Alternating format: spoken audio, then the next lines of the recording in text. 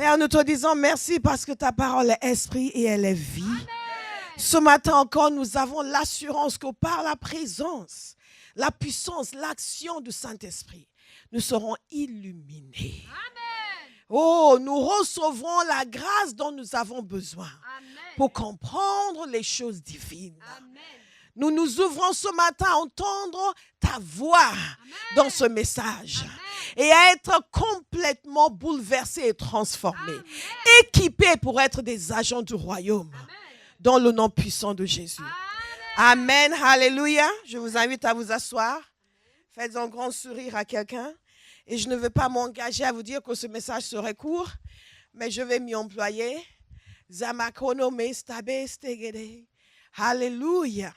L'autre jour, j'ai vu sur Internet une vidéo d'un message et j'ai vu 1h43 et j'ai tremblé.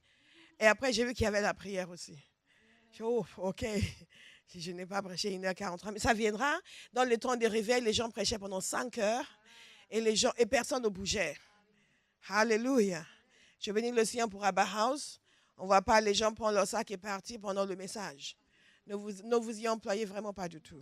Il y a des endroits où les gens font ce genre de choses. Que Dieu nous préserve. Alléluia. Amen. Nous aimons la révélation. Nous devons aimer la révélation. Regardez avec moi dans Matthieu chapitre 28 et que Dieu nous en donne la révélation. Alléluia. J'aime le Seigneur plus aujourd'hui que jamais auparavant. Ça fait plus de 20 ans que je marche avec Dieu. Ça fait plus de 30 ans. Et je n'ai jamais autant aimé Dieu que maintenant. Je n'ai jamais été aussi engagée, aussi décidée à ne vivre que pour sa volonté que maintenant. Je prie pour quelqu'un aujourd'hui que votre relation avec Dieu soit meilleure chaque jour, soit meilleure chaque année.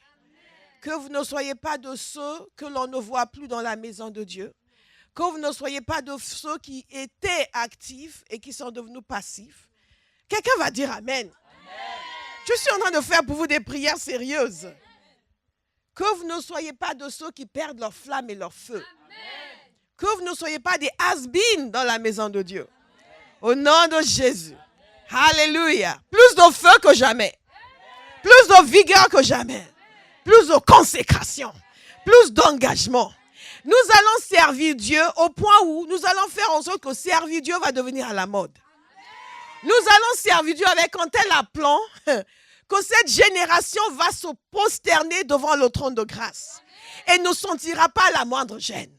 Il y a des gens qui servent le Seigneur en se cachant. Nous allons le servir publiquement, ouvertement, avec beaucoup d'audace, beaucoup d'assurance, en manifestant la joie du royaume de Dieu. Je prie pour quelqu'un aujourd'hui que les gens regardent votre vie et qu'ils aient envie de ce que vous avez. Parce que ce que nous avons est bon. Et nous serons convaincus plus que jamais. Jésus dit à ses disciples dans Matthieu 28, « Allez et faites, tout pouvoir m'a été donné. » Au verset 14. « Tout pouvoir m'a été donné dans le ciel et sur la terre. Allez, faites de toutes les nations des disciples, les baptisant au nom du Père, du Fils et du Saint-Esprit, et enseignez-leur à observer tout ce que je vous ai prescrit. Et voici, je suis avec vous tous les jours jusqu'à la fin du monde. » Jésus nous dit ici ce à quoi nous devons nous employer pendant que nous sommes sur la terre. Donc, quel que soit, et ensuite dans Actes chapitre 2, il leur a dit, vous recevrez une puissance, le Saint-Esprit survenant sur vous, et vous serez mes témoins. Donc, Jésus a défini le cadre de notre existence, le but de notre existence, et ce à quoi nous devons nous employer sur la terre. Nous sommes censés être des témoins. Nous sommes censés aller annoncer l'évangile à toute la création. Nous sommes censés aller faire des disciples. Si vous ne faites pas ces choses, laissez-moi vous dire avec ma franchise habituelle, vous êtes en train de rater votre vie. Alléluia. Mais il y a un nouveau commencement pour quelqu'un ce matin. Des témoins qui annoncent l'évangile, qui font des nations des disciples, en les baptisant au nom du Père, du Fils et du Saint-Esprit, et qui leur enseignent à observer tout ce qui nous a été prescrit. Donc Jésus s'attend à voir des gens, quand ils se disent chrétiens, qui sont aussi des témoins, qui sont des témoins. C'est ce qui fait de nous des chrétiens. Qui sont des témoins, qui annoncent l'évangile, qui font l'œuvre du royaume, qui baptisent les gens, qui en font des disciples et qui enseignent la parole. Alléluia. Je ne veux pas vous embarrasser en vous posant la question individuellement pour savoir si vous vous trouvez dans ce cadre. Parce que si ce n'est pas le cas, il est temps de changer. Dites à quelqu'un, tu vas changer maintenant. Non, dites-le avec assurance prophétique sur lui, tu vas changer. Personne n'est sauvé pour assister au culte. Si c'est tout ce que vous faites, vous êtes en train de rater votre vie. Personne n'est sauvé pour recevoir la prière. Si c'est tout ce que vous faites, vous êtes en train de rater votre vie. Regardez votre semaine. Regardez votre emploi de temps. Dans quelle mesure est-ce que votre emploi de temps représente ce qui est ici?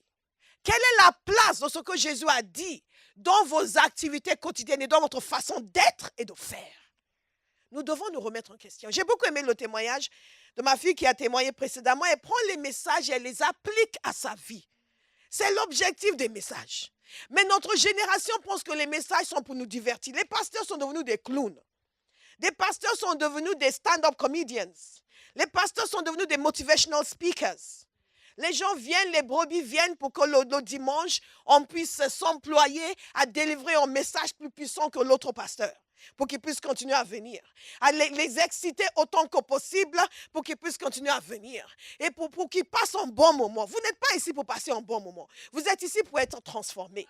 Vous êtes ici pour recevoir la parole qui va vous donner une révélation de Dieu et vous amener dans une nouvelle dimension de puissance spirituelle et de communion avec le Saint-Esprit. Et faire de vous des hommes et des femmes puissants dans votre génération, qui font plaisir à Dieu, qui sont agréables à Dieu, qui obéissent au commandement de Christ. Si nous faisons autre chose, si je fais autre chose, moi, j'aurais raté ma vie. Je n'ai pas l'intention de rater ma vie. Je n'ai pas l'intention de rater ma vie. Est-ce que vous me suivez? Tout le plaisir des brebis n'est pas suffisant pour que j'accepte de rater ma vie. C'est important pour nous, serviteurs de Dieu. C'est important pour les brebis de comprendre pourquoi nous sommes là. Pourquoi nous faisons ce que nous faisons et ce que nous sommes censés faire. Est-ce que vous me suivez?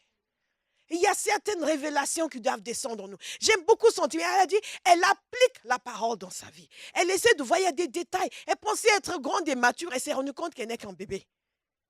Vous savez, la parole de Dieu nous révèle qui nous sommes.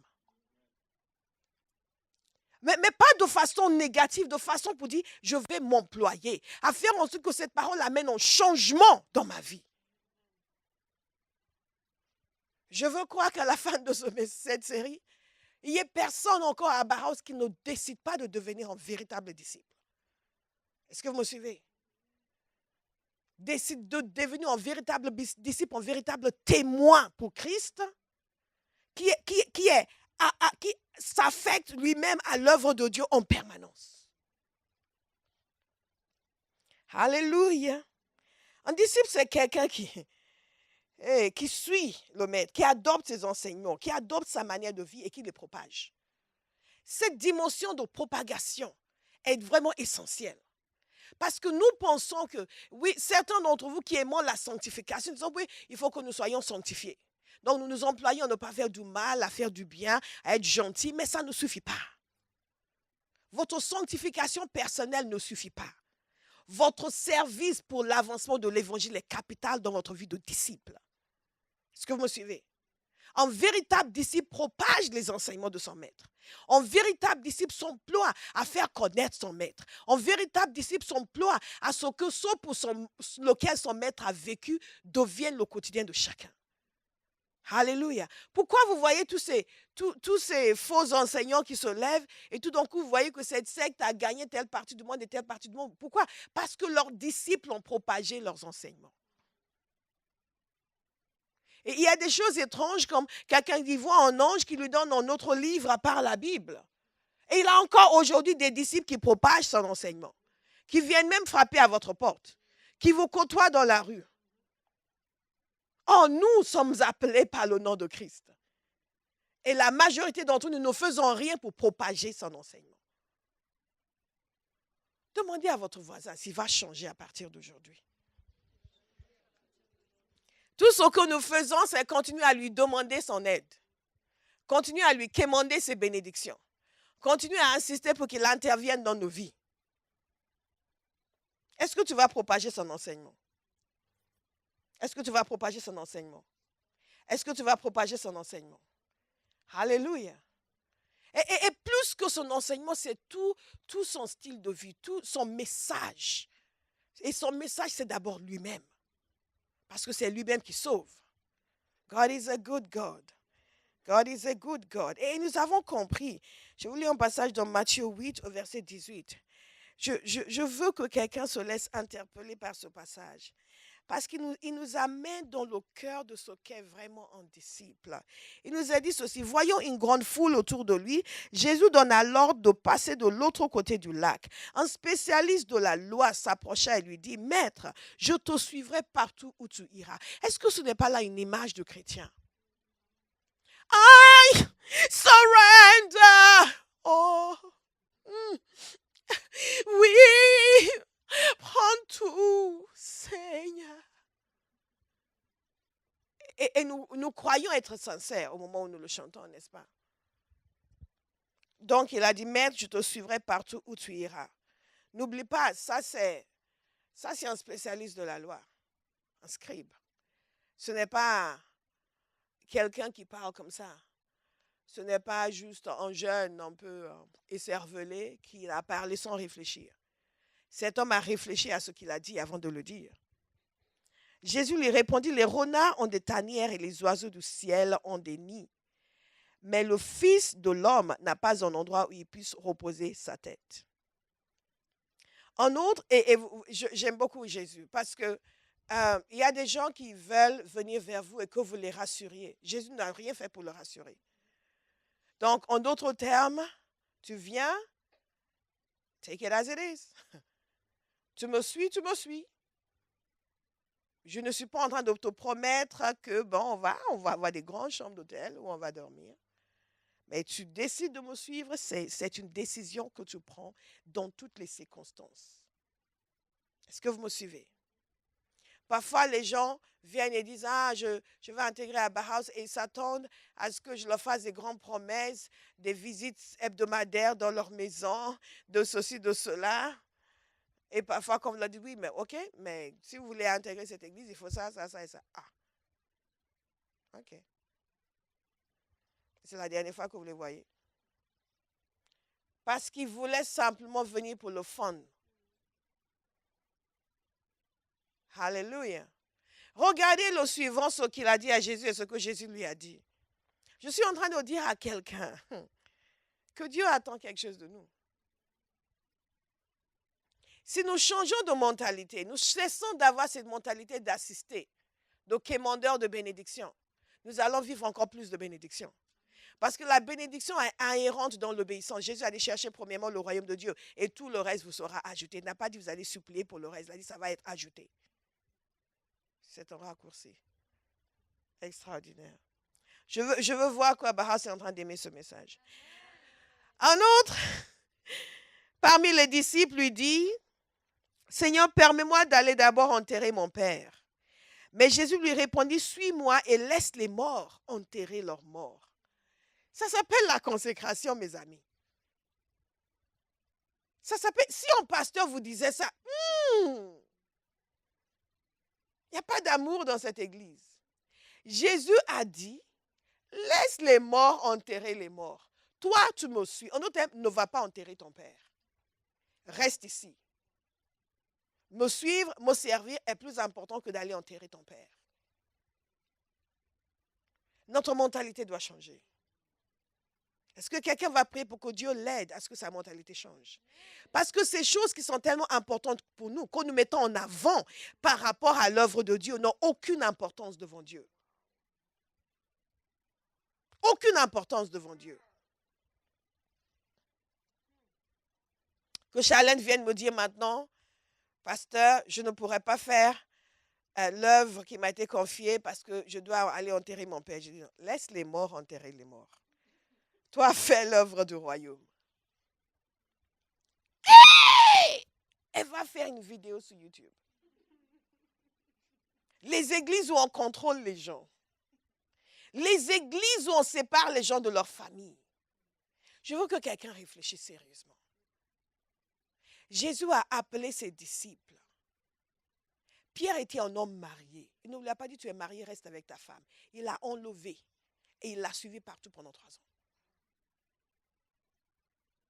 Ces choses que nous considérons si importantes, que nous mettons en avant, qui nous empêchent d'obéir à Dieu, de faire la volonté de Dieu, ne sont pas importantes. Et certains d'entre nous vont nous conduire en enfer.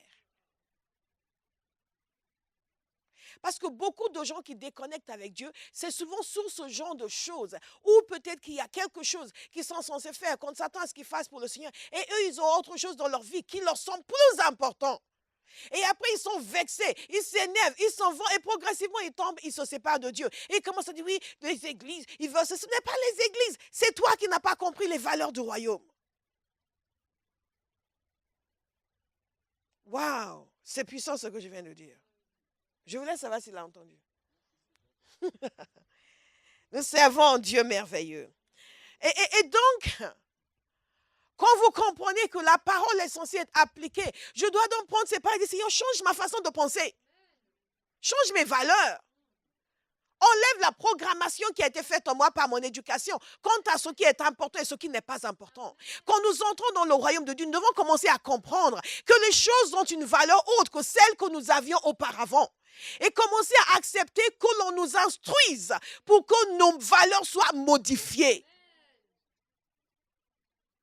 Et ne pas nous fâcher parce qu'on nous dit, ça, ce n'est pas aussi important que tu le penses. Ou ça, c'est important, mais ça vient en premier. Comment ça? Non, acceptez. Dis, je vais accepter. Parce que sinon, nous passons encore à côté.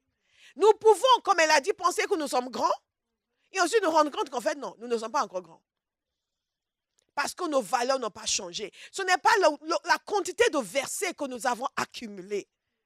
Ce n'est pas le nombre d'années dans l'Église, c'est la transformation de nos pensées, le changement de nos valeurs, notre manière de penser, de fonctionner, qui montre notre maturité spirituelle et qui montre si oui ou non nous sommes de véritables disciples.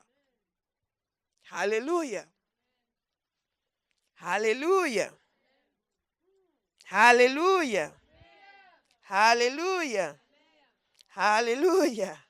Dans Hébreux chapitre 10, il faut que je puisse finir ce message dans 30 minutes. Dans Hébreux chapitre 10, au verset 23, et ça c'est absolument capital. Je veux que vous le voyez. Il nous a dit ceci, restons fermement attachés à l'espérance que nous reconnaissons comme vraie sans fléchir, car celui qui nous a fait les promesses est fidèle. Et veillons les uns sur les autres pour nous encourager mutuellement à l'amour et à la pratique du bien. Ne délaissons pas nos réunions, comme certains en ont pris l'habitude. Au contraire, encourageons-nous mutuellement. Et cela d'autant plus que vous voyez se rapprocher le jour du Seigneur. Le dernier point que je voudrais vous donner dans le processus de discipulat, c'est bénéficier du ministère des saints et de l'Église locale.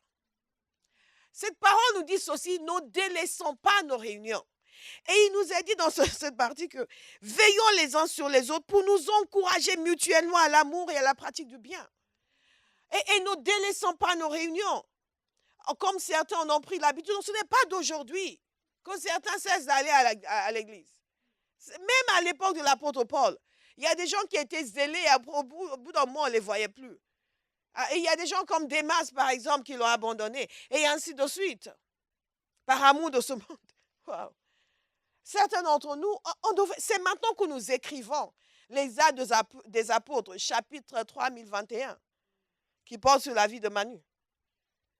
Alléluia. C'est elle qui l'écrit. Moi, je suis en train d'écrire ma partie. Wow! Et je suis en train de décider ce qui s'y sera consigné. Et il n'y sera pas dit que Bola a abandonné Jésus par amour de ce monde. Ce ne sera pas mon témoignage. Ou qu'elle a cessé d'assister aux réunions. Et qu'elle a intégré le rang des sans-église. Ce ne sera pas mon témoignage. Ou qu'elle était juste un chrétien du dimanche. On ne la voyait jamais à la prière. On ne la voyait jamais pendant le temps de jeûne. On ne la voyait jamais au service. On ne la voyait jamais impliquée dans quoi que ce soit. Mais elle était là le dimanche. Ce ne sera pas mon témoignage. Et il sera dit me concernant que c'était un véritable disciple de Christ. Au nom de Jésus. Ce sera votre témoignage aussi.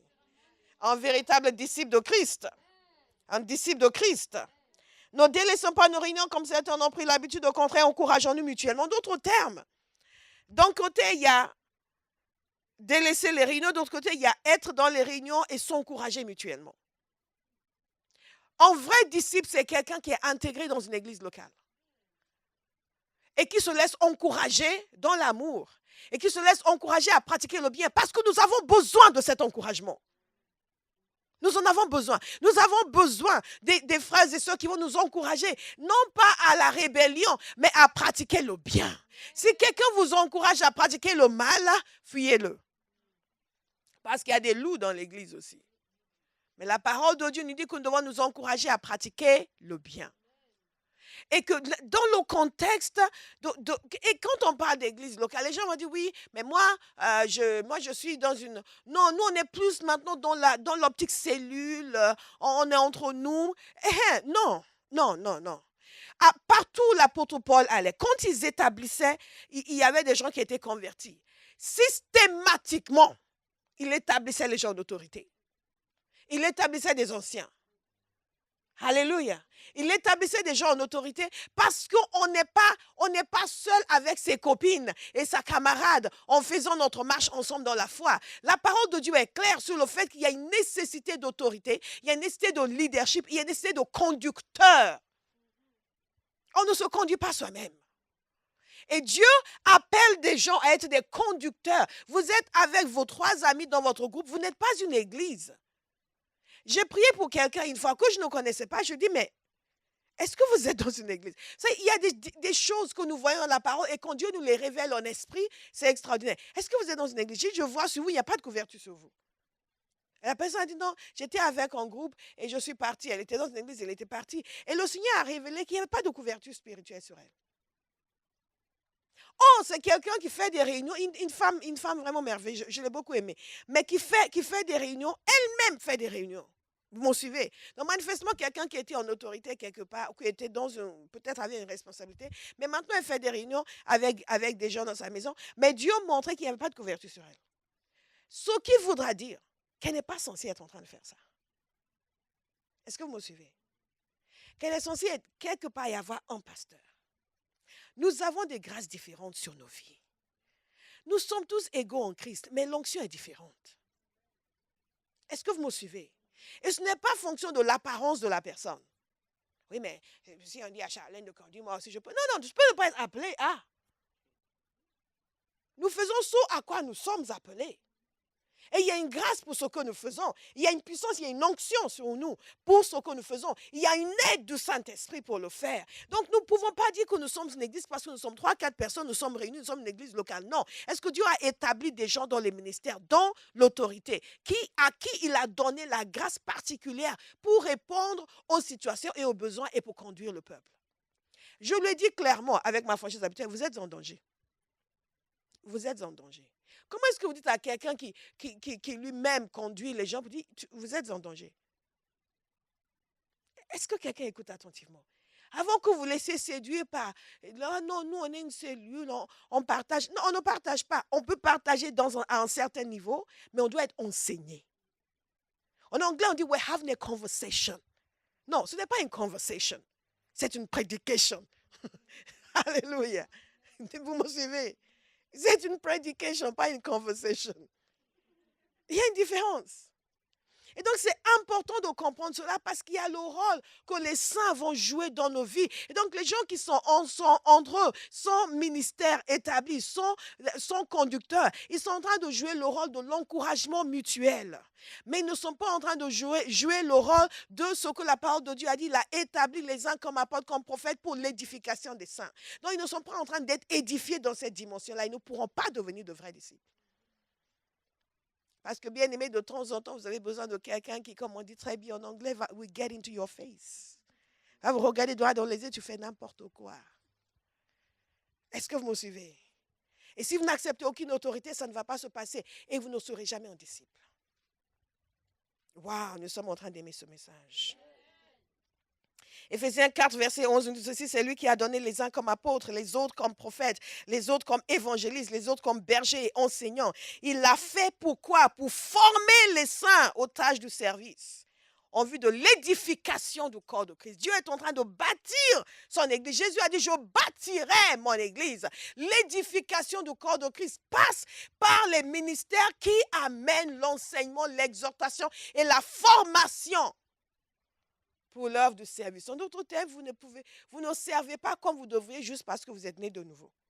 Vous devriez être formé pour, édifié pour. Et je reviens encore à ce témoignage où elle est en train d'appliquer ces choses. Il y a une formation qui est en train de se produire concernant sa vie de prière. Une séparation entre l'esprit et la chair.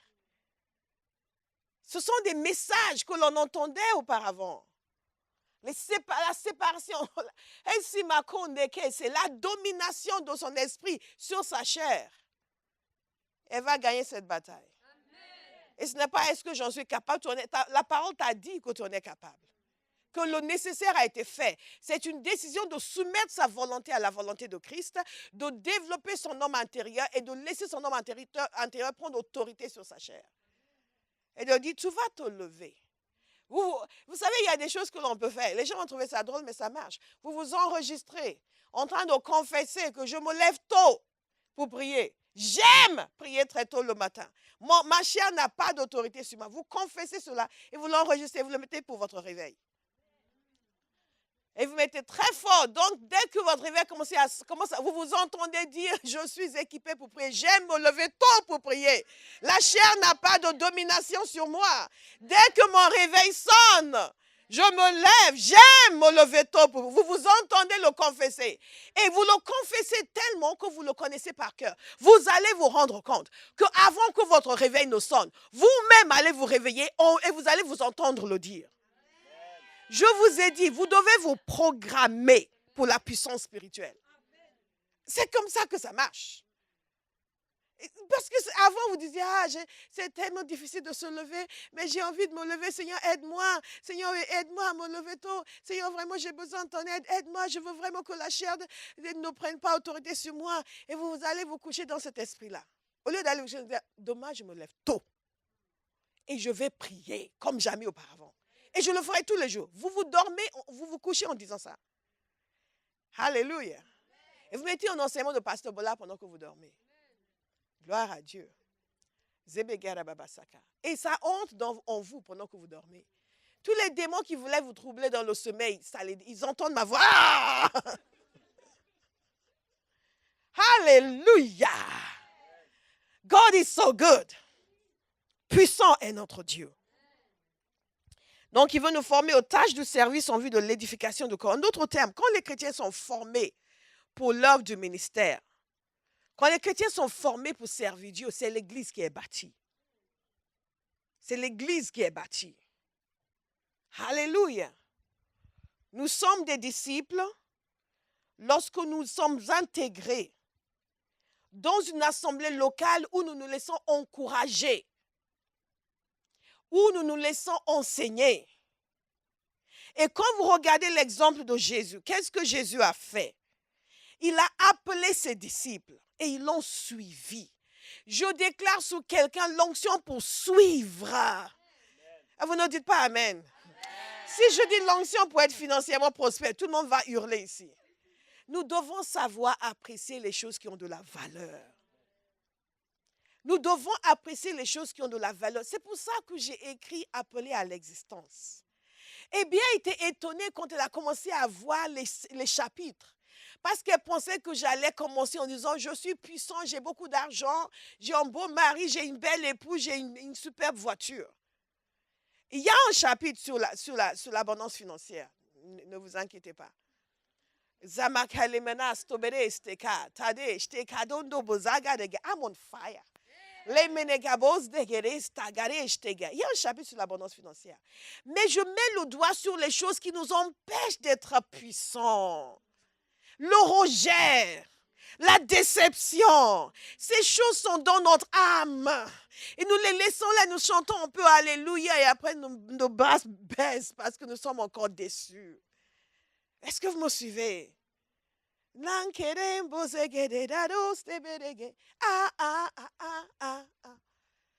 We serve a mighty God. Nous sommes son ouvrage. Nous devons décider de nous présenter au monde comme l'ouvrage de Christ. Comme des hommes et des femmes qui ont été travaillés par Dieu, façonnés par Dieu, disciplinés par Dieu, équipés par Dieu. Et de telle sorte que les gens nous voient, ils sentent l'arôme de Christ. Quelqu'un va prendre cette décision de changer son optique, de cesser juste d'essayer de triompher plus ou moins, de chasser les démons plus ou moins, d'avoir un peu de paix. Vous méritez plus que juste un peu de paix. Jésus mérite plus que juste un peu de paix. Jésus mérite d'être mis en vitrine dans notre génération, à travers une église qui est non seulement lavée, mais aussi sanctifiée, purifiée, travaillée par Christ, façonnée, qui est devenue des disciples dont les vies sont agréables à voir. Je vais vous dire une chose, si vous n'aviez pas l'intention de devenir un disciple, décidez simplement pour que Jésus puisse être manifesté à notre génération dans toute sa splendeur et sa gloire. Il y a des fois, je prie et je tiens à ce que quelque chose se produise dans ma vie, pas parce que pour me faire du bien, mais pour que Jésus soit honoré. Et il n'est pas question que ma vie soit comme ça. Ça doit partir. Ça doit se manifester. Parce qu'il est essentiel que ma vie manifeste les bienfaits du royaume de Dieu. Ce pour lequel Jésus est mort doit être visible en moi et à travers moi. Ça, c'est un disciple. Alléluia. Alléluia. Et donc, qu'est-ce qui se passe? Nous sommes encouragés, nous nous encourageons mutuellement. La parole de Dieu nous dit que le fer aiguise le fer. Le fer aiguise le fer. Et nous sommes une génération qui a ses idées et veut garder ses idées. Je veux vous encourager à poursuivre la grandeur en Christ, à avoir une ambition spirituelle, l'ambition d'être un homme et une femme sur qui Dieu peut compter, l'ambition d'être un homme et une femme puissante dans sa génération, l'ambition d'être un homme et une femme remplie de Dieu, remplie des pensées de Dieu, qui connaît les voies de Dieu, qui aime les voies de Dieu. Ayez un peu d'ambition spirituelle. Quand nous étions jeunes, on avait beaucoup d'ambition professionnelle. On a été formatés pour vouloir réussir. Dans mon milieu, la pire des choses, c'est de ne pas faire des études. On vous regardait comme si vous étiez en attardé mental. En fait, la question ne se posait même pas. Je vous ai déjà parlé de ça. La question ne se posait même pas. Bien sûr qu'on faisait des grandes études. On était formatés.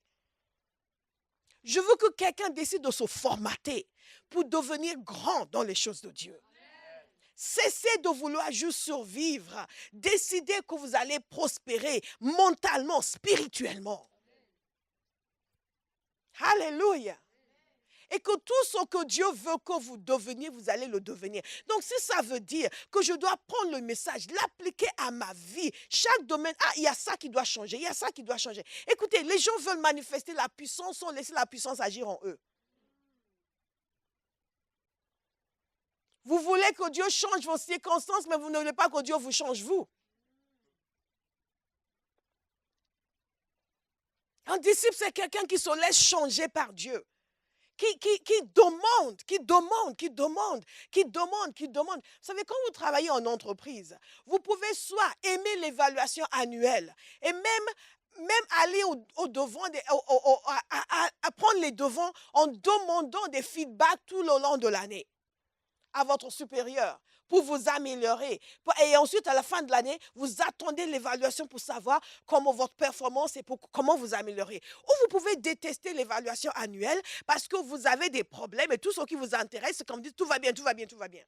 Et que vous n'avez pas d'ambition, vous n'avez pas l'ambition de devenir le PDG. Vous n'avez pas l'ambition d'être grand. Donc, tout ce que vous voulez, c'est juste qu'on vous donne le salaire à la fin du mois et que vous rentrez chez vous. Beaucoup de chrétiens vivent comme cela. C'est tout ce qu'ils veulent. Juste un peu de salaire à la fin du mois et rentrer chez vous. Spirituellement, je veux dire. Mais quand vous avez l'intention de créer votre propre entreprise et de faire partie des plus grandes entreprises de France, vous vous formez, primo. Vous demandez le feedback, secondo. Vous attendez l'évaluation pour savoir comment vous avez fait et vous demandez toujours des conseils, comment améliorer votre performance. Mais si tout ce que vous voulez, c'est juste, bon, on me donne un bureau dans ce coin, ça me suffit. Toute ma vie, j'ai rêvé d'avoir un bureau dans le coin. Si j'ai un bureau dans le coin et que j'ai Bon, je ne veux pas partager le bureau avec trop de personnes. Si on n'est que 4, 5 dans le bureau, ça va. Et tant qu'on me donne mon chèque à la fin du mois, ça va. Beaucoup de gens dans le monde fonctionnent comme cela. Ce sont des gens qui ne vont pas aimer l'évaluation annuelle, sauf si ça veut dire qu'ils vont avoir une promotion, qu'ils vont avoir 5 euros de plus sur sur leur salaire. Je ne me moque de personne ici. Si c'est votre mentalité, changez. Vous êtes enfant de Dieu, vous êtes fait pour dominer, pour conquérir, pour exceller. Pas pour attendre 5 euros de plus à la fin de l'année. Alléluia. Ce sont des gens comme ça qui se plaignent quand on prend des offrandes spéciales. Parce qu'ils pensent qu'ils ont labouré toute l'année pour avoir ces 5 euros de plus. Maintenant, pasteur le leur demande. God is so good. Non, spirituellement, nous devons être comme ceux qui veulent créer de grandes entreprises, qui veulent changer le paysage économique de la nation. Avoir les mêmes réflexes. En d'autres termes, nous voulons toujours un feedback. En nous demandant à notre mentor, qu'est-ce que tu penses? J'ai prié comme ça aujourd'hui, tu penses que c'est bon? Ou cette semaine, il y a 3 jours, j'ai manqué mon temps de prière. Est-ce que tu peux juste prier un peu avec moi pour que je reprenne de l'élan? Pas quelqu'un qui fait, oui, mais bon, même si j'ai raté 3 jours, ça ne veut pas dire que c'est rétrograde. Hein? Donc, je n'ai plus de ce temps, on est tout le temps en train de condamner les gens, te dire, mais écoute, il y a des gens qui ne prient pas, hein, et ce n'est pas pour autant qu'ils sont morts. Quelle médiocrité! Quelle médiocrité! Quelle médiocrité! Oui, bon, après tout, j'ai quand même eu une maison, même si je n'ai pas prié tout le mois, Dieu m'a quand même donné. Mais c'est comme ça que tu évalues la qualité de ta vie, la maison. Dites à quelqu'un, tu mérites mieux que ça. Les choses matérielles sont le niveau le plus bas de la bénédiction. Écoutez attentivement. La parole de Dieu nous dit qu'il nous a bénis de toute bénédiction spirituelle dans les lieux célestes. Il y a une dimension où vous marchez avec Dieu, quand vous êtes un véritable disciple. Et Dieu façonne votre caractère. Vous-même, vous êtes conscient du changement et vous êtes heureux. Vous êtes heureux. Vous êtes conscient du fait que vous êtes en train de devenir de plus en plus comme Jésus. Et vous êtes heureux. Parfois, c'est douloureux quand on est en train de vous façonner. Vous n'aimez pas parce qu'on vous a fait une remarque. Et après, vous vous dites, mais calme-toi, tu n'es pas Dieu. Accepte la remarque. Il faut savoir se parler. Est-ce que vous me suivez? Pourquoi? Parce que la maison de Dieu, l'assemblée, n'abandonnez pas vos assemblées. Il a dit dans une autre traduction, il a dit ne cessez pas de vous réunir parce que c'est un lieu de transformation de vie, c'est un lieu d'encouragement. Et regardez comment Jésus a fait. Jésus a appelé ses disciples. Et c'est là où j'ai bifurqué dans autre chose. Jésus a appelé ses disciples, il les a fait tout quitter. Et qu'est-ce qu'il leur a dit? Il a dit, je ferai de vous des pécheurs d'hommes. Est-ce que quelqu'un comprend que le discipulat, ce n'est pas un afterthought? Pourquoi je parle anglais tellement aujourd'hui? Le discipulat, je devrais aller en Angleterre. Le discipulat, ce n'est pas quelque chose qui est venu après. Dès le moment où il les a appelés, il leur a dit, je ferai de vous des pécheurs d'hommes. Dès le moment où il les a appelés. La parole de Dieu nous dit dans le titre qu'il nous a sauvés pour des bonnes œuvres. Ce n'est pas quelque chose que Pasteur Bola sort de son chapeau 5 ans après votre conversion pour vous forcer à travailler dans l'église. Non. Il nous a sauvés pour de bonnes œuvres. Que Christ a préparé d'avance. Et en fait, avant votre conversion. Avant ta conversion, Jésus avait préparé des choses que tu allais faire pour lui. Et quand tu t'es converti, quand je me suis converti, de ma vie, je n'avais jamais eu de vision. Sauf quand j'étais petite que je pensais voir des trucs au mur. Ça vous est arrivé, vous? J'avais peur d'entrer seule dans une pièce. On m'envoyait chercher quelque chose dans ma chambre. J'ouvrais la porte, je regardais et je courais pour aller chercher et je sortais vite fait. Maintenant, qu'est-ce qui me poursuivait? Je ne sais pas. Donc, je n'avais jamais eu de vision dans ma vie. Dès que je me suis convertie, j'ai commencé à avoir des visions. Je me voyais prêcher l'évangile. Je me voyais devant des fous prêcher l'évangile. Les gens étaient guéris. Ce n'était pas du tout dans ma logique. J'ai dit, wow, c'est quoi ça? Jésus avait préparé cela d'avance. Il avait préparé cela d'avance. Il y a des choses que Dieu a préparées d'avance pour chacun de nous. Quand il a appelé ses disciples, il les a appelés. Il les a dit, suivez-moi. Je ferai de vous des pécheurs d'hommes. Dès le début, c'était clair. Vous allez me servir. Vous allez travailler pour moi. Et à la fin, qu'est-ce qu'il leur a dit? Allez, faites des nations des disciples. Et ils l'ont suivi pendant ces années-là. Ils l'ont vu faire. Et je vais vous donner quelque chose, un acronyme. Cet acronyme, c'est PESIR. PESIR. P-A-E-I-P-A-E-S-I-R. que vous notiez ce qui caractérisait la relation de Jésus avec ses disciples et qui doit nous interpeller quant à notre relation avec lui. Pessir, qu'est-ce qu'il nous a dit? Ils allaient partout avec lui, proximité. Ils ont écouté son enseignement, attention. Ils étaient attentifs. Ils ont posé des questions, études. Ils ont servi, service. Ils l'ont imité, imitation. Ils ont reproduit ses œuvres, reproduire. Notez ces 5 choses. Et commencez à voir votre vie, ces 6 choses. Commencez à voir votre vie dans ce sens-là. Proximité, attention, étude, service, imitation, reproduction. Alléluia. C'est comme ça qu'il a fait ses disciples. Et une des choses qui me frappe dans ce passage, c'est dans cette liste, c'est l'attention. Vous voyez que les disciples de Jésus étaient très attentifs. Très attentifs. Très, très attentifs. Ils étaient tellement attentifs qu'après, ils revenaient lui demander, alors, maître, tu as dit ça, ça, ça, ça et ça. Ils se souvenaient de ce qu'il avait dit. Aujourd'hui, dans l'église, vous enseignez, les gens ne se souviennent pas. Ils ne sont pas attentifs. Parce que les gens pensent que le message, c'est le moment du divertissement. C'est le moment où on est tranquille dans nos sièges, on n'est pas obligé de se tenir debout. Ils ne sont pas en train de faire attention au fait que c'est un message de vie qui est en train d'être donné, qui va transformer leur vie. Vous voyez des gens vivre des choses qu'ils ne devraient pas vivre s'ils avaient écouté ce qui leur avait été enseigné. Toutes ces années dans le Seigneur, je vois des gens vivre des difficultés qu'ils ne devraient pas vivre, qu'ils n'auraient pas vécu s'ils avaient écouté et appliqué ce qui leur a été enseigné. Et en même temps, vous les voyez se plaindre devant le Seigneur. Vous dites, Seigneur, pourquoi? Et vous les regardez, pourquoi? Moi, je te dirai pourquoi. Même pas besoin de demander à Dieu. Dis, pasteur, pourquoi?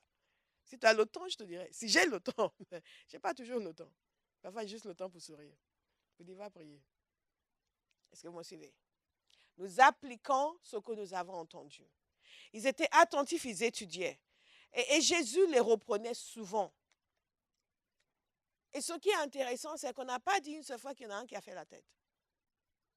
Un disciple. Un disciple. Vous avez entendu Jésus les reprendre? Oh, génération incrédule. Combien de fois je vais rester avec? Seigneur. Avez-vous si peu de foi? Ouh, Seigneur. Après, il leur donne des défis du genre 5000 personnes ont besoin de manger. Il dit, bon, donnez-leur à manger. Ça, vous voyez ça dans une église, la moitié de l'église disparaît. C'est quoi ça? Non, mais on met des exigences sur les gens. Nous avons besoin de changer. Nous avons vraiment besoin de changer notre mentalité. Parce qu'elle n'est pas celle du royaume. Donnez-leur à manger. Et vous les voyez servir. Vous les voyez servir. Jésus leur dit, ok, je vais vous envoyer dans les villes, aux alentours. Dans toutes les villes, je vais aller, vous irez d'abord, vous allez prêcher, vous partez à 2, vous allez faire ça, ça. Il n'y a pas un seul qui a dit, je ne vais pas. Vous n'y avez pas pensé? Appelez les chrétiens, je dis, bon, vous allez faire ça, ça. Ah, pasteur. Il n'y a pas un seul. C'est pour ça que l'apôtre Paul a souligné les gens qui ont désobéi, parce qu'ils ne sont pas censés désobéir. Et même Jean, il a dit, mais Démétrius, décidément. Vous me suivez? Et c'est quand même intéressant, ces hommes, parce que nous les regardons, Pierre, il a coulé, il a essayé de marcher sur l'eau, il a coulé. Est-ce que vous me suivez? Mais il les a envoyés et pas un seul n'a dit, je n'y vais pas. Même Judas y est allé. Pas un seul n'a dit, je ne fais pas. Je ne fais pas. Oh, aujourd'hui, Jésus est déjà allé à la croix. Il nous a déjà tout fait pour nous. Nous avons des choses à faire pour lui, nous disons, je ne fais pas. Est-ce que vous me suivez? Quelqu'un a dit, Seigneur, change ma mentalité. Et après, quand ils ont distribué le pain, quand il a nourri les 5000 personnes, après avoir lancé le défi et qui n'ont pas compris, gloire à Dieu, et il a partagé, on n'a pas vu un seul dire, ben, qu'est-ce qu'il est en train de faire? C'est de la magie. Il dit, ok, allez distribuer. Et ils ont pris, ils sont allés distribuer. Une grande partie du non-avancement de l'œuvre de Dieu est due au fait que les chrétiens ne sont pas des disciples. Avant de faire quoi que ce soit, vous devez d'abord lutter contre leur manque de volonté. Avant même de lutter contre le diable. Pensez à ce qui se passerait quand nous serions de véritables disciples, toujours prêts à servir. On veut nourrir 5000 personnes. Nous sommes tous là, on dit, OK, allez servir. Vous servez, tout le monde sert. Il n'y a pas un seul cas, non, moi je vais m'asseoir. Moi, j'ai un peu mal à la tête aujourd'hui. Ah non, moi je suis pas trop, la nourriture, c'est pas trop mon truc. Demandez-moi autre chose, je vais le faire. Et je dis, le Seigneur regarde son église aujourd'hui et il nous voit faire ça. Et les gens meurent affamés parce que nous ne sommes pas des disciples. Les gens que nous sommes censés nourrir meurent affamés. Nous allons distribuer des tracts, nous ne sommes pas présents. C'est la nourriture que nous sommes censés donner. Nous ne sommes pas présents.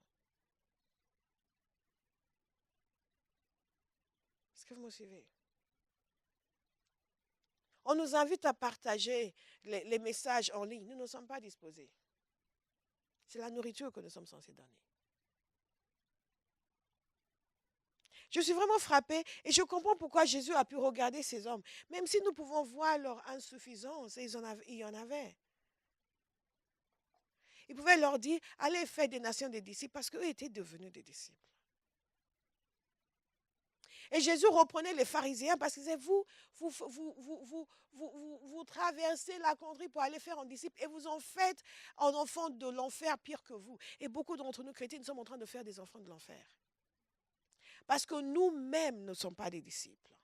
Donc, quand nous commençons à évangéliser quelqu'un, nous lui inculquons des idées antichrétiennes. Nous lui inculquons la rébellion, nous lui inculquons l'insoumission, nous lui inculquons l'absence de volonté, nous lui inculquons le non-service, l'indifférence vis-à-vis de l'œuvre de Dieu. Le nombre de personnes, vous êtes en train d'encourager quelqu'un qui veut se donner. Ah non, mais tu sais, toi, ta vie aussi. Hein? Tu as ta vie aussi. Hein? Et les disciples n'avaient pas leur vie. Ils n'avaient pas leur vie. Vous pensez que Dieu va vous voler votre vie? Dieu va vous voler votre vie? Il a dit, vous en faites un enfant de l'enfer pire que vous.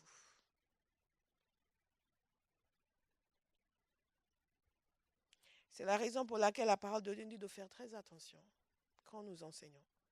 Parce que ceux qui enseignent seront jugés pire, plus que les autres. Or, il nous a dit d'enseigner, donc nous devons faire attention. Faire attention d'abord, laisser Dieu nous travailler. Parfois, nous sommes tellement empressés pour donner quelque chose alors que nous n'avons pas encore reçu. Nous avons entendu beaucoup de messages, mais notre comportement ne montre pas les messages que nous avons entendus. Nous avons entendu beaucoup d'enseignements. On nous a imposé les mains, nous sommes devenus chauves, mais nous n'avons toujours pas changé nos valeurs.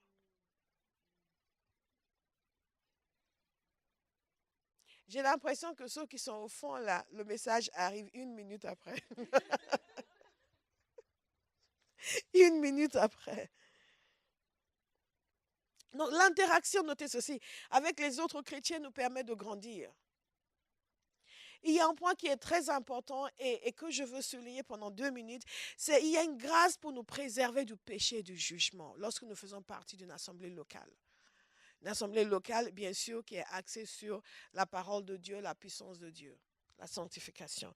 Pourquoi je vous dis cela? Je vous lis encore ce passage en Hébreux 10. C'est très important de faire attention à cela.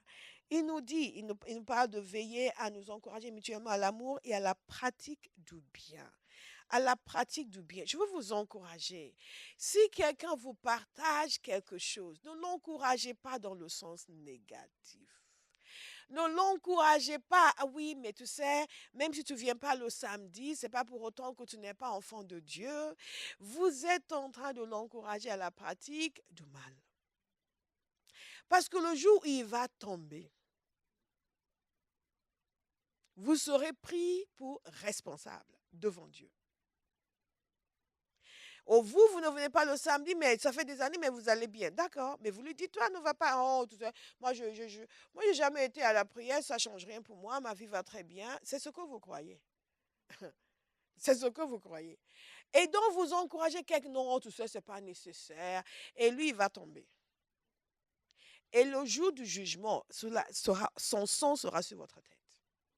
Nous ne faisons pas assez attention, nous les chrétiens, à ce à quoi nous encourageons les gens. Ensuite, ne délaissons pas nos réunions comme certains ont pris l'habitude. Au contraire, encourageons-nous mutuellement, et cela d'autant plus, écoutez attentivement, que vous voyez se rapprocher le jour du Seigneur. Donc, il nous a dit, nous devons nous encourager, parce que le jour du Seigneur va venir. Quel est le lien? Ok. En effet, si après avoir reçu la connaissance de la vérité, nous vivons délibérément dans le péché, il ne reste plus pour nous de sacrifice pour les péchés. Ok, quelqu'un n'a pas entendu ce que je viens de lire. Je vais le relire. Il y a le fait d'être dans l'assemblée locale où nous sommes encouragés à pratiquer le bien. Il y a aussi la possibilité que nous pouvons nous en retirer et non plus avoir cet encouragement à pratiquer le bien. Mais nous dit attention à vous. Pourquoi? Parce que donc, si nous nous en retirons, nous n'avons plus l'encouragement à pratiquer le bien et que nous commençons à pratiquer le mal et commençons à vivre dans le péché, écoutez ce qui se passe. Si après avoir reçu la connaissance de la vérité, nous vivons délibérément dans le péché, il ne reste plus pour nous de sacrifice pour les péchés.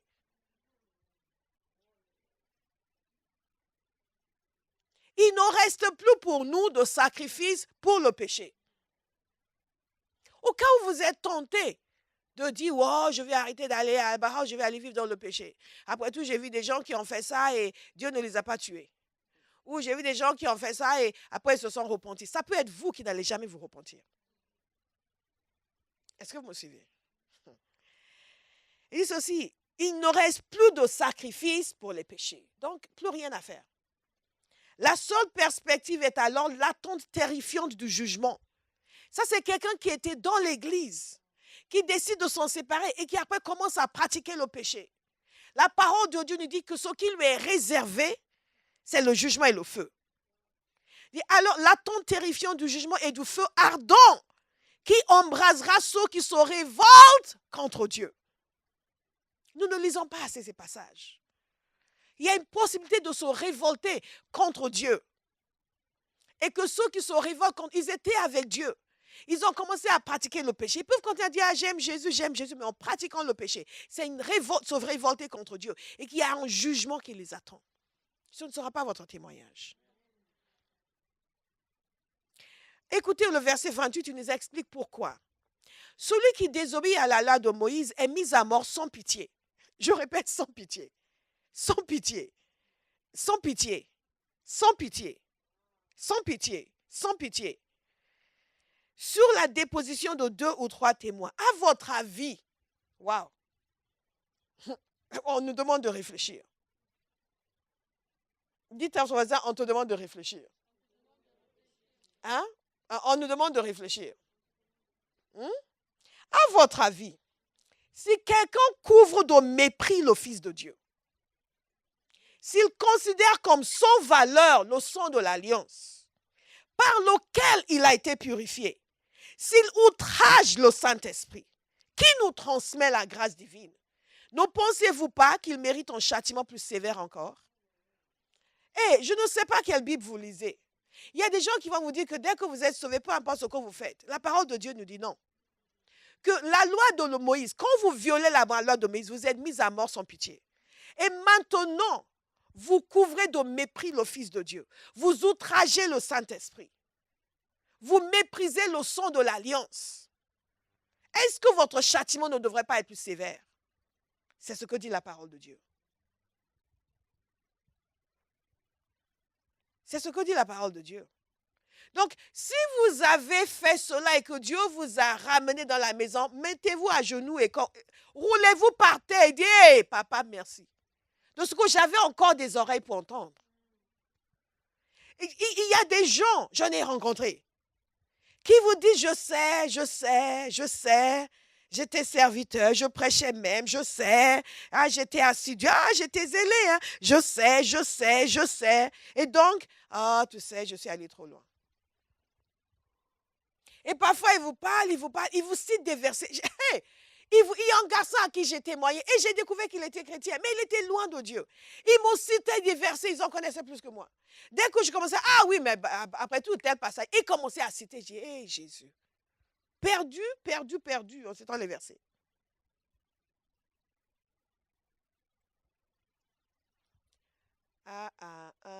Qui va être un disciple?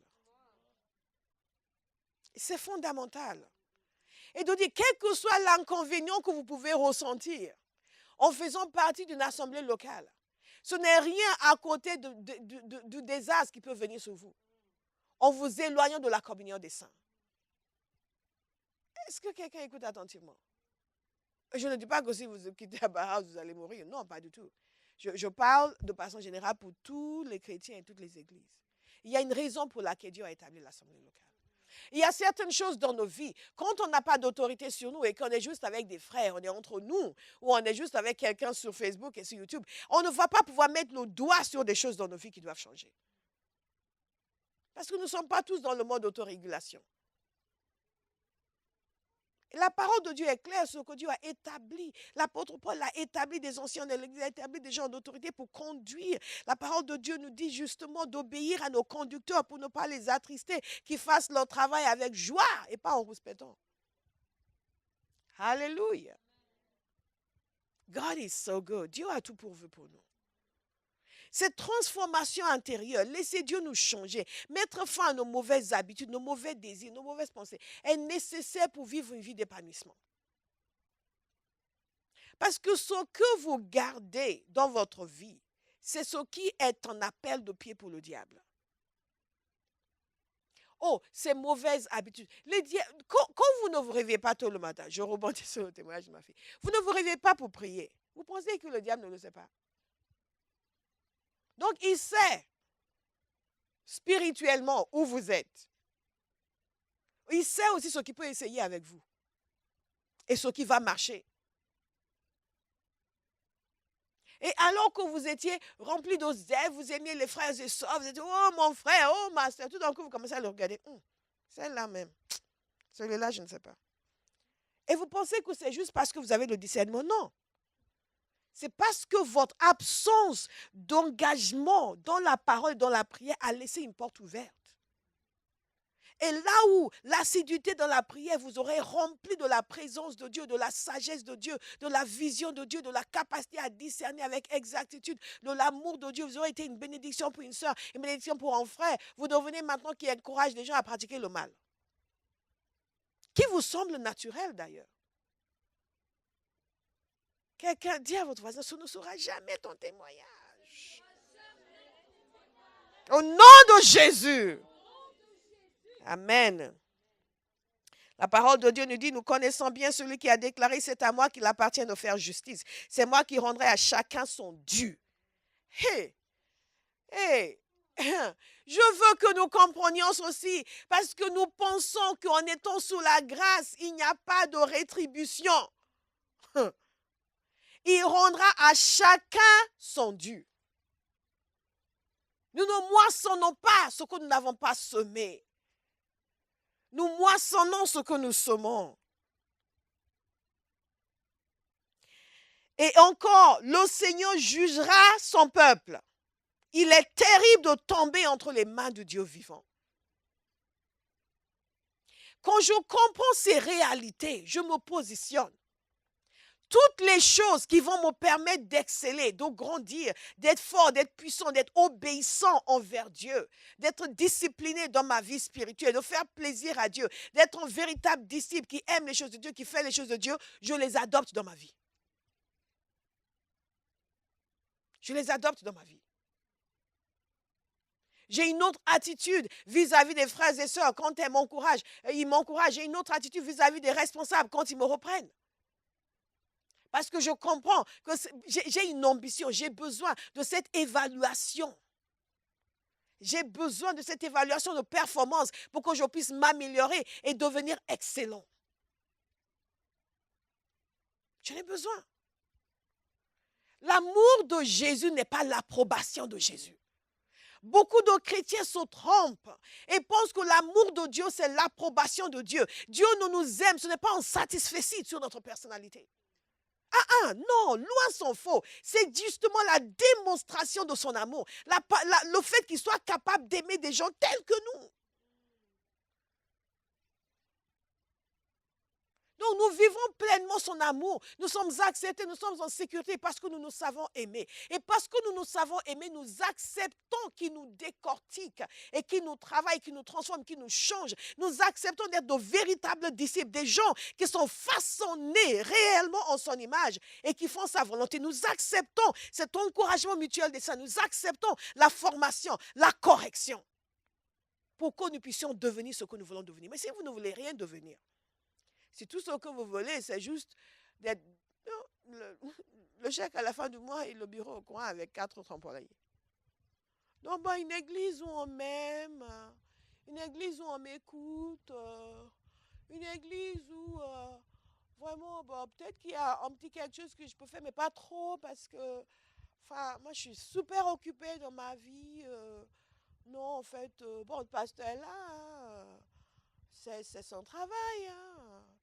Donc moi, juste avant un endroit, je vais être tranquille, quoi. Ah, c'est mon chèque à la fin du mois. Non, moi je vais être aimée, je veux pas qu'on me fasse des remarques, je veux pas que... Non, je suis quelqu'un de très sensible, je suis quelqu'un de très faible. Mais ça se soigne. Mais il faut le reconnaître et dire, je ne vais pas rester comme ça. Non, ce n'est pas ma vie, ça ce n'est pas ma destinée. Je vais être libérée de ça. Je vais devenir utile à Dieu. Je vais être un véritable disciple et je vais faire des disciples. Je vais faire des disciples.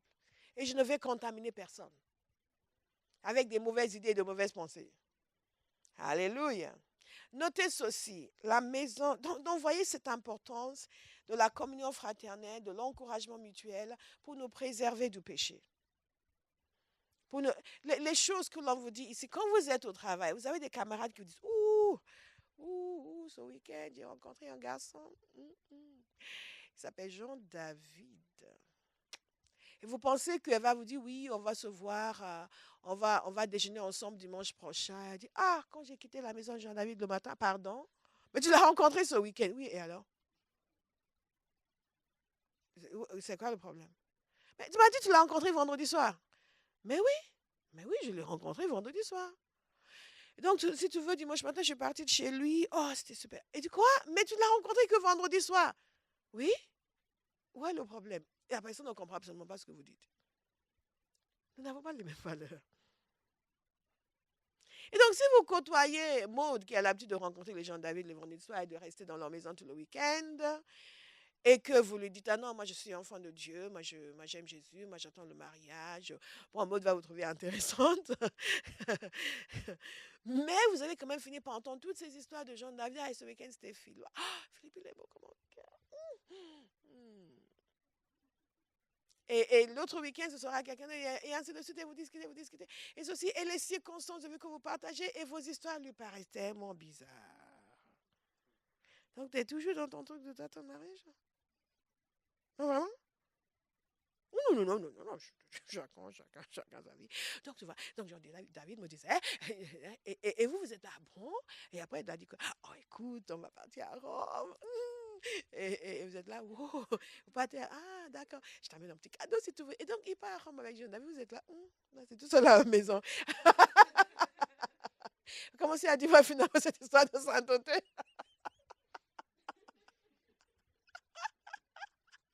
Et donc, vous vous sentez super vertueuse parce que vous n'êtes pas parti voir Rome avec Tristan. Et donc, vous sentez vraiment très vertueuse. Vraiment, vous souffrez pour Jésus.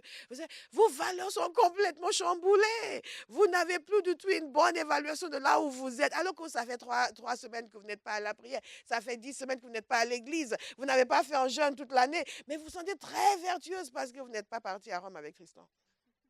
Est-ce que vous me suivez?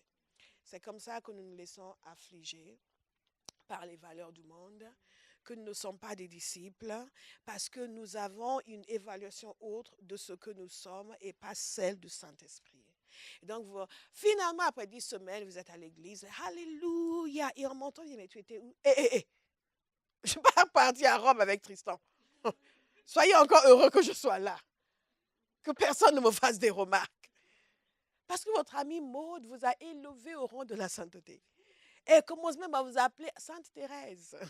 Donc vous arrivez au travail, Sainte Thérèse est là, Sainte Thérèse, tout le monde vous appelle Sainte Thérèse. Donc vous êtes, je suis sanctifiée. Hallelujah.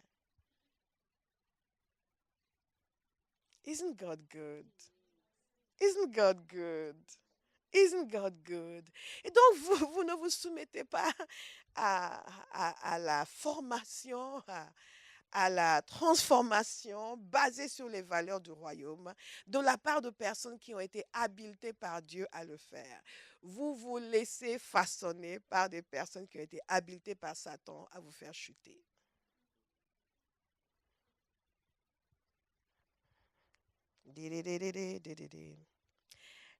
Pourquoi c'est important cette notion de discipulat dans le cadre d'une église locale? Parce que c'est là aussi où nous apprenons à marcher sérieusement par l'amour. Vous savez, dans la famille, on marche par l'amour, mais parfois ce n'est pas trop difficile parce que, bon, votre petit frère, il vous a fait des misères, mais c'est quand même votre petit frère, n'est-ce pas? Mhm. Mais le frère, le frère Calypso, c'est pas un frère de sang. Et en plus, il est marié. Donc, vous n'avez pas ce genre d'intérêt en lui. Et donc, il faut un exercice de l'amour plus fort pour lui pardonner, n'est-ce pas? Il faut réellement travailler l'amour de Christ en nous pour être en accord avec lui.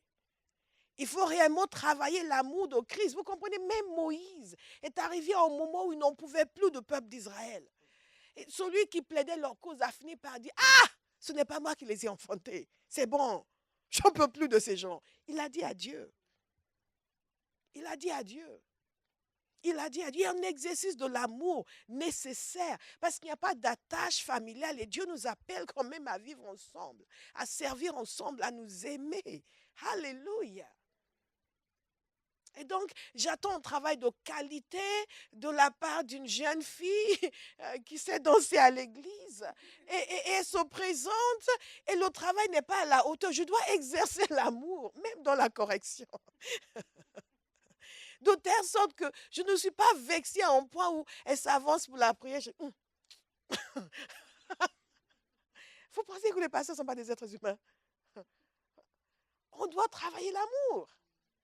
Et la maison de Dieu est un endroit idéal pour nous exercer dans l'amour. Alléluia. Nous exercer dans l'amour et faire en sorte que nous devons maintenant chanter côte à côte. Parfois, vous voyez les équipes de louange, vous sentez qu'il y a, il y a besoin d'exercice de l'amour. Vous sentez qu'il y a, comment on dit, je suis très en anglais aujourd'hui, fireworks. Il y a de l'électricité pas très saine. Et vous les entendez, Alléluia, Dieu béni, Alléluia, Dieu béni. Et vous sentez que la sœur est particulièrement soucieuse parce qu'elle a décidé de dominer de sa présence. Et ce n'est pas lié à l'esprit de l'Éternel. C'est lié à Philippine derrière. Elle pense qu'elle sait chanter. Elle va m'entendre aujourd'hui. Rama! L'amour, dites l'amour.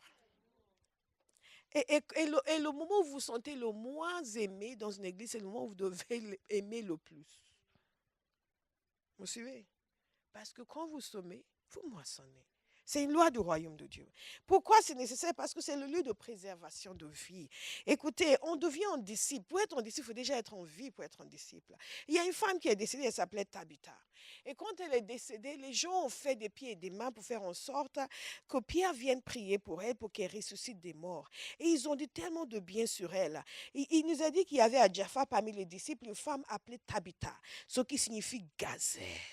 Elle faisait beaucoup de bien et donnait de son argent aux autres. Que Dieu élève des Tabitha Abahouse qui font beaucoup de bien et qui donnent de leur argent aux autres. Alléluia. Il faut travailler aussi. Parfois, les gens ne veulent pas travailler, ils veulent qu'on leur donne de l'argent. C'est un peu difficile. Vous me suivez? Si vous ne voulez pas travailler, c'est difficile de demander aux gens qui travaillent de vous donner leur argent. Ce n'est pas que vous n'avez pas trouvé. On a déjà eu des situations comme ça. Mais si vous ne voulez pas travailler, c'est difficile. Je ne peux pas dire, vous avez des jeunes ici qui travaillent.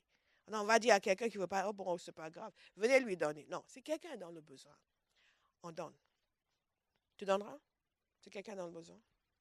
Gloire à Dieu. Tu donneras? C'est quelqu'un dans le besoin? Gloire à Dieu. Tu donneras? C'est quelqu'un dans le besoin? Amen. Donc il y a des Tabitha à Bauhaus. Gloire à Dieu. Et à cause de ces œuvres au sein de l'Église, les gens ont tenu absolument. Elle était déjà décédée. Et ils n'ont pas lâché. Et Dieu l'a ressuscitée des morts. Imaginez si elle n'était pas dans l'Église. Et imaginez si elle y était, elle faisait beaucoup de mal. Il l'aurait enterrée depuis. Elle est morte, bon, on va l'enterrer. On va avoir la paix à l'Église maintenant. Malheureusement, ça arrive parfois que, pas que les gens meurent, mais que certaines personnes peuvent partir et on sent un soulagement. Dans l'amour. Dans l'amour. Il y a un soulagement. Gloire à Dieu. Dieu vous bénit. God bless you. God. Ah, peut-être que non. Si Dieu vous a dit de partir, c'est mieux, c'est mieux. God bless you. Ce ne sera pas votre témoignage. Son implication et son service, rapidement. Oh, j'avais dit 30 minutes. C'est pas vrai. Aïe, aïe, aïe. Lieu de formation et d'équipement. Nous avons déjà vu cela en parlant de mentor. Je ne peux pas être un disciple si je ne suis pas là où je suis formé, où je suis enseigné, où je reçois le message que j'applique dans ma vie. Et vous comprenez, je reçois le message que j'applique dans ma vie. Ce n'est pas la même chose que je reçois un message de quelqu'un qui ne va jamais pouvoir vérifier si je l'applique dans ma vie. Ça, c'est la beauté d'une église locale. Parce qu'on peut vérifier dans quelle mesure le message est appliqué. Non seulement on peut vous demander de réagir sur ce qui a été enseigné, comme hier, et déduire un certain nombre de choses par votre réaction. Mais on peut aussi voir dans votre vie, n'est-ce pas? On peut voir dans votre vie. Je reviens toujours sur l'histoire de notre Lituanienne ici présente et comment un serviteur de Dieu qu'il avait connu quand elle est arrivée était venu prêcher en mon absence. Et quand je suis revenue, il m'a dit, ta fille là, je l'ai vue, on dirait toi. J'ai comment? Qu'est-ce qu'elle a changé? Qu'est-ce qu'elle a changé? Il l'avait vue abattue et courbée. Et il l'a vue transformée et puissante. À cause de la parole. C'est dans la communion des saints, dans l'assemblée, que ce genre de choses se passe. Est-ce que vous me suivez? On voit le progrès. On peut évaluer. On peut dire non, là, il faut faire ça. Fais ça maintenant. Ok, je vais faire ça. Ou j'ai du mal à faire ça. Ok, on va prier ensemble. On va t'accompagner. Ça ne se passe pas en ligne. Ça ne se passe pas en ligne. Ça ne se passe pas en ligne. Celui qui tient à son avancée spirituelle, celui qui tient à son progrès spirituel, celui qui tient à être un véritable disciple, ne va pas faire partie d'une église en ligne, alors qu'il peut avoir une église locale. Est-ce que vous me suivez? Tout ça, c'est la fuite de l'autorité. Or, l'autorité est nécessaire pour notre croissance. L'autorité est nécessaire pour notre transformation. L'autorité est nécessaire pour notre brisement. Sans cela, nous ne serons jamais de véritables disciples. Jamais. Jamais. Et notre vie sera handicapée, mais ce ne sera pas votre témoignage. Alors, l'enseignement, la communication de la vérité, la formation, l'application de la vérité, le développement de caractère, tout cela se fait en communauté et pas uniquement oralement. La participation des responsables dans votre vie et la reproduction, ce que vous avez appris, vous enseignez à d'autres. L'apôtre Paul a dit à Timothée d'enseigner à des gens fidèles, de prendre des gens fidèles et les former pour qu'eux aussi commencent à enseigner. Paul a enseigné Timothée. Timothée forme des gens qui aussi vont commencer à enseigner. Vous me suivez? Il y a beaucoup de gens qui n'ont pas été formés qui commencent à enseigner. Donc, ils pensent que ce qui les habilite à enseigner, c'est le fait de disposer d'une caméra et d'un compte Facebook. J'ai bloqué un jeune homme qui avait été infidèle vis-à-vis de son pasteur et a instauré un ministère Internet et a commencé à envoyer des messages dans les inbox. Je dis, toi, je connais ton histoire. Bah, non, je n'en veux pas. Bloqué. Bloqué. Bloqué. Et même vous pouvez avoir votre plateforme, avoir 100 000 personnes qui vous suivent, ça ne fait pas de vous un serviteur de Dieu. Ça ne fait pas de vous. Il y a des gens qui ont 100 000 personnes qui les suivent sur YouTube et qui sont contents, qui dispensent des enseignements. Ce ne sont pas des serviteurs de Dieu. Un serviteur de Dieu n'est pas plébiscité par le peuple, il est choisi par Dieu. C'est essentiel pour nous de le comprendre. Nous sommes dans le monde, nous ne sommes pas du monde. Ce n'est pas votre plateforme ou votre audience qui détermine votre onction ni votre appel. Et beaucoup de gens se trompent parce qu'ils ont un charme, ils ont la capacité d'utiliser des réseaux, ils créent leur plateforme, ils créent une audience et ils pensent que ça fait d'eux l'égal des gens que Dieu a choisis, que Dieu a oint, que Dieu a instauré. Et vous les suivez.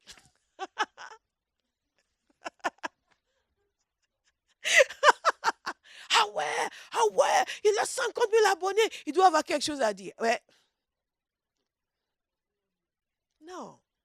Soyons très, très clairs. C'est Dieu qui choisit, pas YouTube. Alléluia. C'est Dieu qui oint, pas Facebook. Pas le nombre de likes. Il y a 5 000 likes. Wow, ça doit être bon. Non, il y a juste 5 000 personnes qui n'ont rien compris. C'est tout. Dans notre génération, nous devons faire très attention. Qui sont les leaders que Dieu vous a donnés?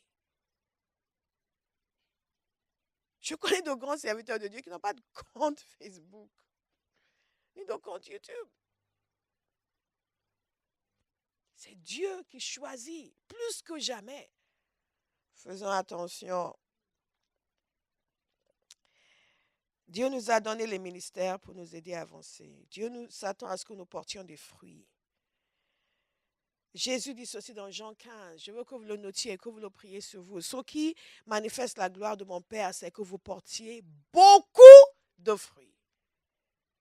Beaucoup, beaucoup, beaucoup, beaucoup, beaucoup. Si je décide, je dois porter beaucoup de fruits, au lieu de dire, je dois avoir beaucoup d'argent. Je vais et porter de fruits et avoir de l'argent. Hallelujah. God is so good. God is so good. Il y a des gens qui ne comprennent pas pourquoi il faut avoir de l'argent. Mais pour pouvoir donner. Vous, ça ne vous fait pas mal au cœur de voir les gens ne pas pouvoir les aider?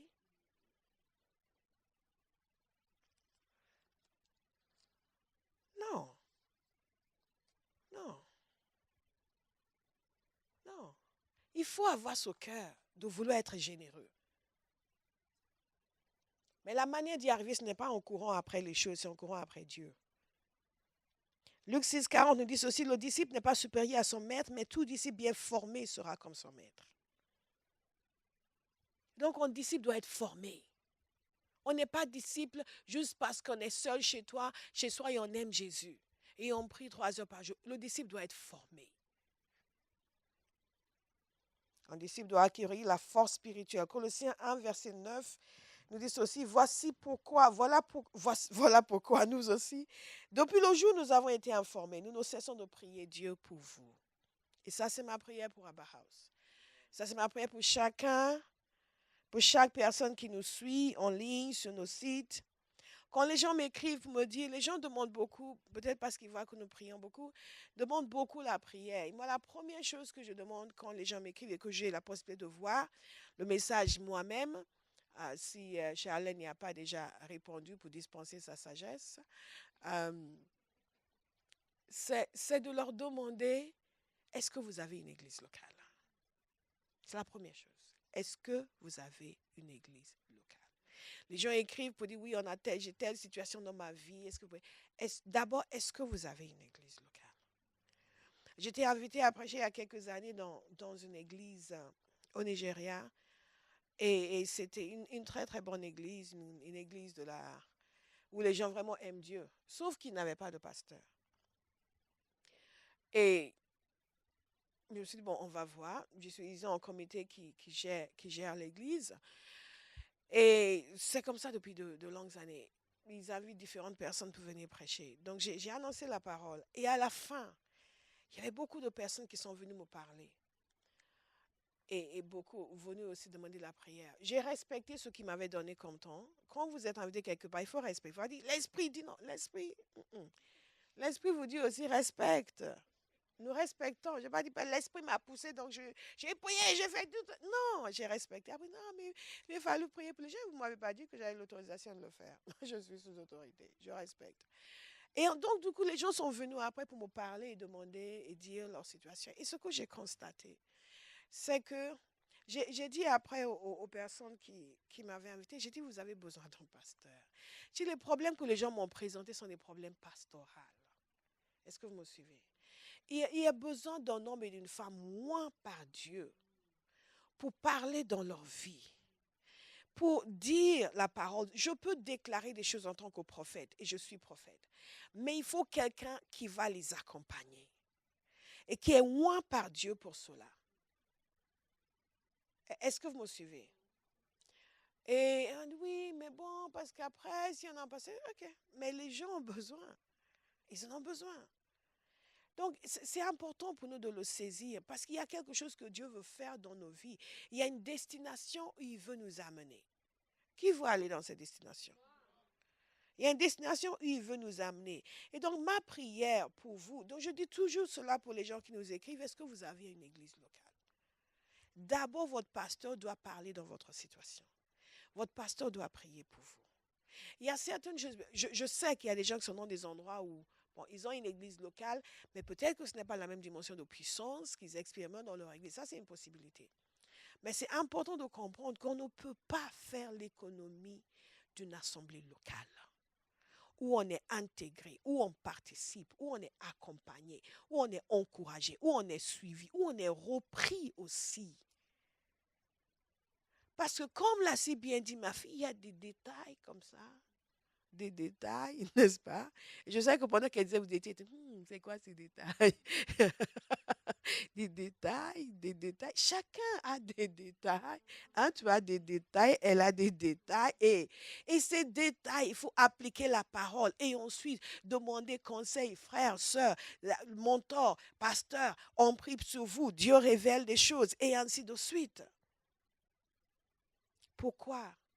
L'apôtre Paul dit, je prie pour vous. Je prie pour vous. Je prie pour vous. Qu'est-ce que Dieu veut accomplir?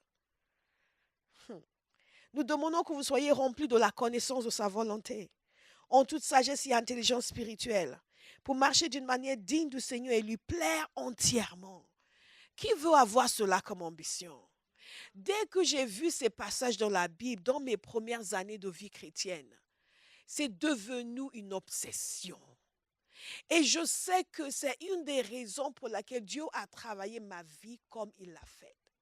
Parfois, les gens se demandent pourquoi j'aime tellement le Seigneur, pourquoi je suis tellement obsédée par les choses de Dieu. Vous savez, on n'est pas en train de plaisanter. On n'est pas venu dans cette affaire pour ce qu'on peut obtenir de Dieu. On est venu parce que quelqu'un nous a captivés, parce que Jésus s'est révélé, parce qu'on s'est rendu compte que c'est la réalité, c'est la vérité. Et parce que Dieu nous a appris à faire des prières qui révolutionnent la vie. Je veux encourager quelqu'un à cesser de faire des prières bêtes. Oui, mais Seigneur, pourquoi tu ne veux pas que je m'épouse, je me marie avec Philippe? Laisse Philippe, soigne ta vie.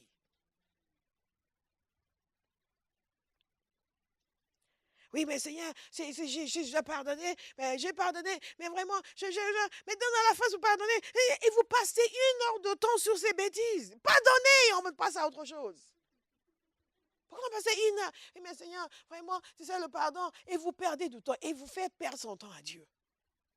Qu'est-ce qu'il y a de si compliqué? Seigneur, je dois pouvoir pardonner. Aide-moi à pardonner. Et Dieu décide maintenant que je pardonne au nom de Jésus. Maintenant, parlons de choses sérieuses. Comme par exemple, que vous soyez remplis de la connaissance de sa volonté. Remplis de la connaissance de sa volonté. en toute sagesse et intelligence spirituelle. Qui veut avoir la sagesse spirituelle? L'intelligence spirituelle. Priez cela sur votre vie. Plus que vous ne priez pour l'argent. Et pour les jeunes filles, plus que vous ne priez pour un mari. Ça, c'est beaucoup prier. Écoutez ce qui va se passer. Pour marcher d'une manière digne du Seigneur et lui plaire entièrement. Wow! On peut plaire à Dieu. On peut plaire à Dieu entièrement. Un disciple, c'est quelqu'un qui, c'est la quête de sa vie. Plaire à Dieu entièrement. Plaire à Dieu. Que Dieu, il pense, Béa, Béa. Béa. Ça, c'est moi. Ça, c'est moi. Quand Dieu pense à moi, son cœur doit se réjouir. Il le faut, il le faut, il le faut. Je suis prête à tout. Tout abandonner, tout renoncer, tout ce qu'il veut. Mais quand Dieu pense à moi, le ciel doit chanter. Quand on évoque mon nom au ciel, les anges doivent chanter. Dit, bon la paille, gloire, gloire, gloire, gloire, gloire. Je ne sais pas quelles sont vos ambitions. Je vous partage les miennes. Nous avons d'autres valeurs que le monde. Écoutez, pour marcher d'une manière digne du Seigneur et lui plaire entièrement. Ça, c'est une prière que je fais sans réfléchir. Je l'ai tellement faite. Ça sort de moi. Je peux me réveiller le matin en priant. Il faut que je marche d'une manière digne. Seigneur, je dois marcher d'une manière digne de toi. Et te plaire entièrement. Te plaire, te plaire. Il faut que je plaire. Seigneur, je vais plaire à Dieu. Je plaire. Oh, God. Vous aurez pour fruit, écoutez, ça c'est votre destinée. Est-ce que je peux prophétiser sur quelqu'un? Vous aurez pour fruit toutes sortes d'œuvres bonnes. Non, dites-moi amen. Vous aurez pour fruit toutes sortes d'œuvres bonnes. Et vous progresserez dans la connaissance de Dieu. Vous serez fortifiés à tout point de vue par sa puissance glorieuse pour être toujours et avec joie, persévérant et patient. C'est vraiment extraordinaire. Vous serez fortifié à tout point de vue. Vous comprenez? Ça veut dire fortifié. Powerful, strong, indomptable, unbreakable, unshakable, unstoppable, immovable. Dites power. Dites-le comme les Nigérians. Power. Alléluia. Il y a quelques années, j'ai entendu le pasteur Colin Dye de Kensington Temple parler de certaines personnes qui m'ont dit « I'm the man of power for the hour ». Il a connu les Nigériens, lui. Alléluia. Gloire à Dieu. Je n'ai pas tenu, je n'ai pas pu faire en 30 minutes. J'espère que vous n'êtes pas vexés. Alléluia. Donc, pour conclusion, je vous demanderai de lire Romains 12 au verset 9. Qui nous dit ceci, que l'amour soit sans hypocrisie, ayez le mal en horreur, attachez-vous au bien. C'est ça être un disciple. Attachez au bien. Quelqu'un vient vous dire des commérages, vous n'ajoutez pas votre grain de sel. Même si c'est quelqu'un qui vous avait fait mal, vous faites tout pour encourager au bien. Ayez le mal en horreur. Oh, il y a des chrétiens qui n'ont vraiment pas le mal en horreur. Ils peuvent s'asseoir au déjeuner et déchiqueter le pasteur. À dévorer le conducteur de louange et finir le dessert avec les autres brebis. Sans gêne. Et après, termine par dire, on m'a maltraité. Waouh! Waouh! Ce n'est pas votre témoignage. Ayez du zèle et non de la paresse. On disciple les zélés. Si vous êtes paresseux, reprenez-vous. Soyez fervents d'esprit et servez le Seigneur. Le feu. Vous allez lire tout le reste du passage, s'il vous plaît. Mais je veux souligner quelque chose ici qui est dit au verset 14. Bénissez ceux qui vous persécutent, bénissez, ne maudissez pas. Si nous apprenons à bénir, nous n'allons pas avoir des problèmes dans l'église. Au verset 16, vivez en plein accord les uns avec les autres. N'aspirez pas à ce qui est élevé, mais laissez-vous attirer par ce qui est humble. Et ainsi de suite. Lisez tout ce passage jusqu'au verset 18. C'est pour vous. Nous devons toujours nous poser la question de savoir quel type de vase nous sommes. Parce que Dieu a décidé qu'il y a différents types de vases dans sa maison. Et moi, je veux être un vase d'honneur. Et c'est mon choix, le genre de vase que je suis. Quand vous méditez sérieusement ce passage, vous vous rendez compte qu'il y a des vases qui sont faits pour des choses, pour un usage noble et d'autres pour un usage vil, et il y a différents types de vases. Mais c'est le comportement de chacun qui détermine le type de vase qu'il est. Ce n'est pas la prédestination. Vous n'êtes pas prédestiné à être un vase pour un usage vil. Vous choisissez quel type de vase vous serez. Il ne s'agit pas juste de le dire, il s'agit d'agir. Si vous êtes décidé à agir, quand je vais compter jusqu'à 3, vous allez vous lever dans bon. 1, 2, 3.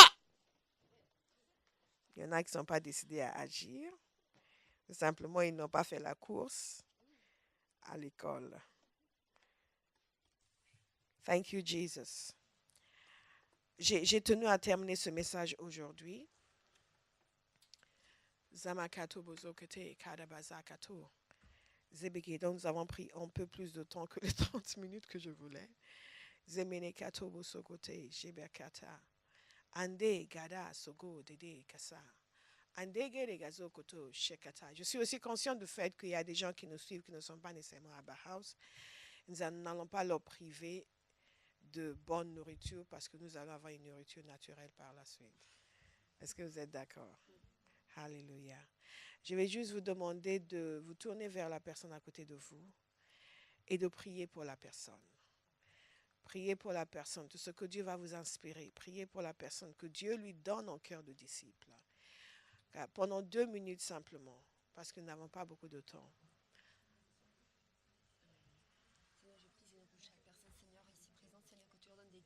Priez avec tout votre cœur. Seigneur, à chaque personne ici, Seigneur, des cœurs de disciples.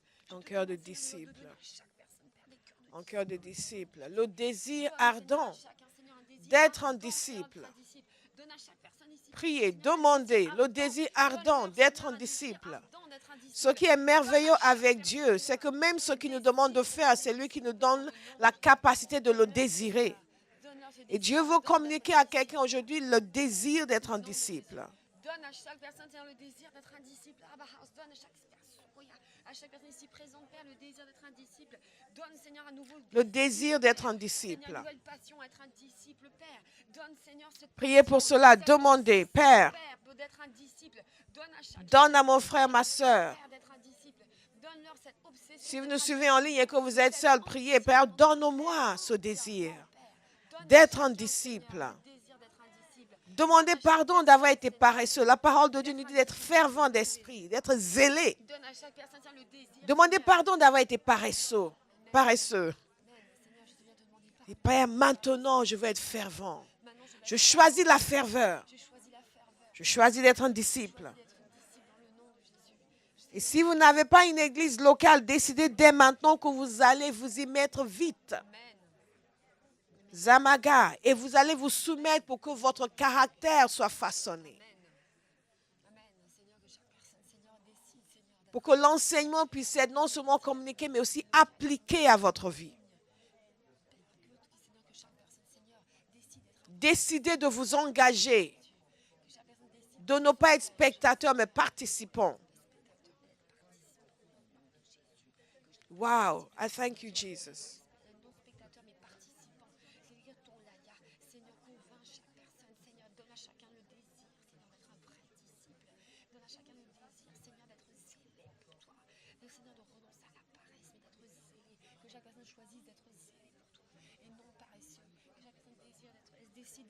Shemaragado do sokote geresha.